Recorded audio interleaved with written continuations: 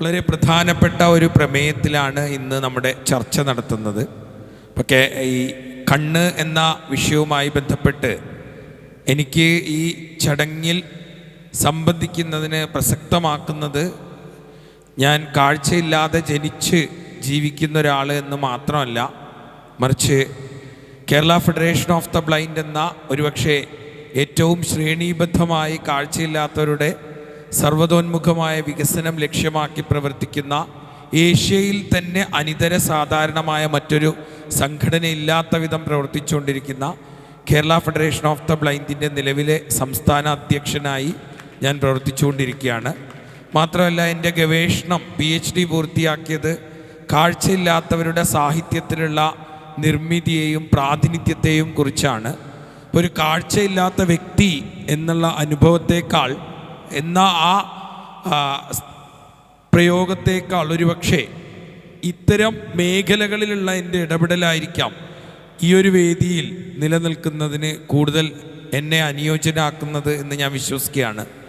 ഞാൻ ചെറിയൊരു കഥ മാത്രം പറഞ്ഞുകൊണ്ട് ഈ ഇടപെടൽ ചുരുക്കും പിന്നീട് പാനൽ ഡിസ്കഷൻ്റെ ഭാഗമായിട്ട് പറയാം. ആധികാരികമായി കണ്ണ് എന്നുള്ളത് പൊതുവെ സമൂഹം വിശ്വസിക്കുന്നത് മനുഷ്യൻ 80% കാര്യങ്ങളും കണ്ണിലൂടെ കാണുന്നു, അതുകൊണ്ട് മനുഷ്യൻ്റെ അറിവ് നേടുന്നതും മനുഷ്യൻ ജീവിതം സ്വായത്തമാക്കുന്നതും ഒക്കെ കണ്ണിലൂടെയാണെന്നാണ്.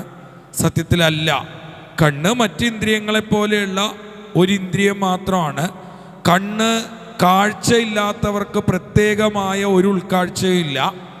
മറ്റുള്ളവർ കണ്ണിനെ മാത്രം ഡിപ്പെൻഡ് ചെയ്യുമ്പോൾ കാഴ്ചയില്ലാത്തവർ ബാക്കിയുള്ള അവരുടെ ശേഷികളെ ഉപയോഗപ്പെടുത്തുന്നു എന്ന് മാത്രം. ഒരൊറ്റ ചെറിയ കഥ പറഞ്ഞുകൊണ്ട് ഞാൻ ചുരുക്കും. നമുക്ക് അള്ളാഹു തന്നിട്ടുള്ള ഓരോ കാര്യങ്ങളും നമുക്ക് വലിയ ബാധ്യതകൾ കൂടിയാണ്. നിങ്ങളൊരു പക്ഷേ ഒരു കാഴ്ചയില്ലാത്ത ആളെ നോക്കിയിട്ട് നിങ്ങൾ അയാളെ നോക്കൂ, അതിനപ്പുറത്ത് വലിയൊരു അനുഗ്രഹമല്ലേ എനിക്ക് കണ്ണ്, എനിക്ക് എത്ര മനോഹരമായി ജീവിക്കാൻ പറ്റുന്നുണ്ട് എന്ന് ചിന്തിക്കുന്നുണ്ടെങ്കിൽ ആ കണ്ണ് നിങ്ങൾക്ക് വലിയ ഉത്തരവാദിത്തങ്ങളും നൽകുന്നുണ്ട്. ഒരാൾ മരിച്ച് അള്ളാഹുവിൻ്റെ അടുത്ത് ചെന്ന് പറഞ്ഞു എന്നൊരു കഥ കേട്ടിട്ടുണ്ട്, നീ ഞാൻ ചെയ്ത നന്മക്ക് പകരം എനിക്ക് സ്വർഗം നൽകണമെന്ന്. അപ്പം അള്ളാഹു അയാളോട് തിരിച്ചു പറഞ്ഞു, നീ ചെയ്ത എല്ലാ നന്മകളും ഞാൻ നിനക്ക് നൽകിയ കണ്ണിന് മാത്രം പകരം വെക്കാൻ പോലും ഇല്ല എന്ന്. അതായത് നമ്മൾ ജീവിക്കുന്ന സമൂഹത്തിൽ നമുക്ക് കേൾവിയും കാഴ്ചയും അതുപോലുള്ള ചലനശേഷിയും സംസാരശേഷിയും ഒക്കെ പടച്ചവൻ തന്നത് പ്രാഥമികമായി ഈ ലോകത്ത് മനോഹരമായി അടുത്ത ലോകത്തെ കൂടി ലക്ഷ്യം വെച്ചുകൊണ്ട് ജീവിക്കുന്നതിനാണ്. തീർച്ചയായും അതിൽ മറ്റ് ഇന്ദ്രിയങ്ങളെ പോലെ ഒരുപക്ഷെ നാം ജീവിക്കുന്ന ലോകക്രമത്തിൽ മറ്റ് ഇന്ദ്രിയങ്ങളെ അപേക്ഷിച്ച് കൂടുതൽ കണ്ണിന് പ്രസക്തമാവുന്ന വിധമാണ് ഈ ലോകം ക്രമീകരിച്ചിരിക്കുന്നതെന്ന് മാത്രം. KGS തൻ്റെ ഒരു കവിതയിൽ പറയുന്നു, കടലെന്നാൽ നിങ്ങൾക്ക് വെറും മീൻ മാത്രം, വിജയമെന്നാൽ കണ്ണഞ്ചിപ്പിക്കുന്ന കാഴ്ച, അതുകൊണ്ട് ഈ കാഴ്ചഭ്രമം.